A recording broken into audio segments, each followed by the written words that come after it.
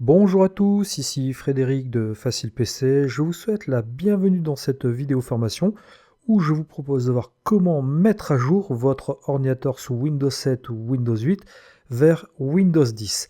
En effet, Microsoft met à votre disposition un petit utilitaire qui va vous simplifier la chose. Il va vous permettre de migrer sous Windows 10 tout en conservant vos fichiers et vos paramètres. Alors, la première chose à faire, c'est de démarrer votre navigateur Internet. Et dans ce navigateur Internet, eh bien, vous allez taper donc dans la zone de recherche ou alors tout simplement sur le moteur de recherche Google. Donc, le mot-clé outils, création, donc Windows 10.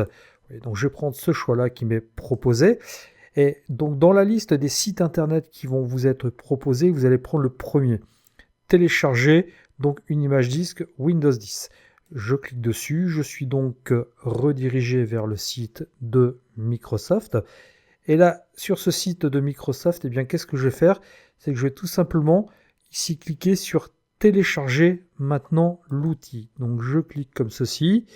Donc le Media Creation Tools va être téléchargé. Alors il n'est pas trop lourd à télécharger. Vous voyez, il fait 17,8 mégas.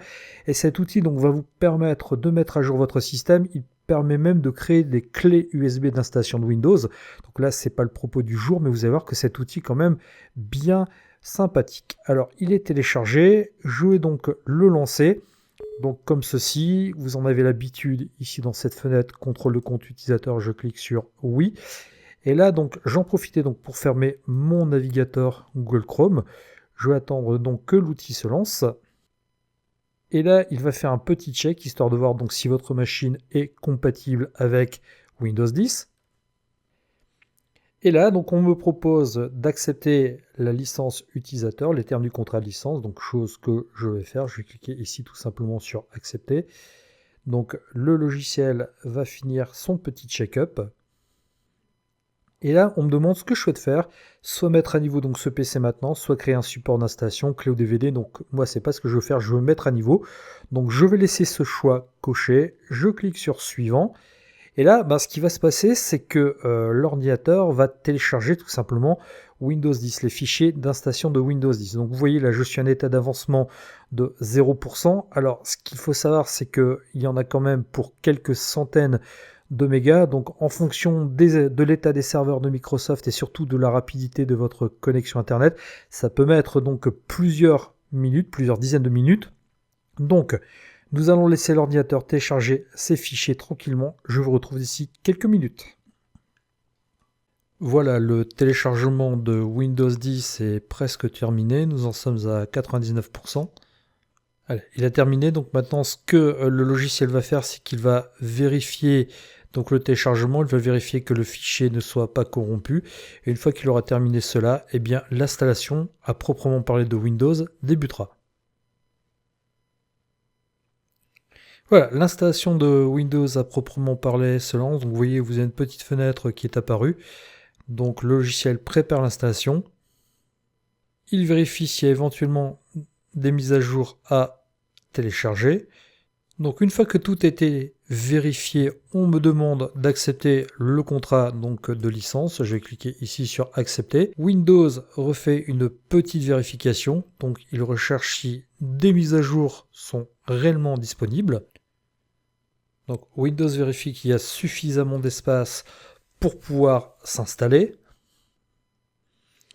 Et là donc Windows m'indique que je n'ai pas suffisamment d'espace libre pour procéder à la mise à jour. Effectivement, donc si je regarde ici sur les différents lecteurs de mon ordinateur, je n'ai que 5 gigas de libre sur ma partition principale, alors que j'ai donc 21 gigas de libre sur ma deuxième partition E. Donc, eh bien, je sélectionnais ici donc cette partition donc pour indiquer à Windows que c'est là-dessus qu'il va falloir prendre de l'espace libre. Une fois que j'ai sélectionné la partition, vous voyez, donc je vais cliquer ici sur continuer.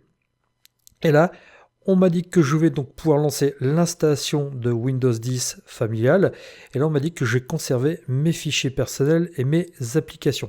Alors, même si Windows migre toutes les applications et tous les fichiers présents donc sur votre ordinateur, de précaution avant le mieux qu'une, il est toujours préférable de quand même effectuer une sauvegarde des données importantes avant, même si dans la très grande majorité des cas, tout se passe correctement, nous ne sommes jamais à l'abri d'un crash, d'un plantage.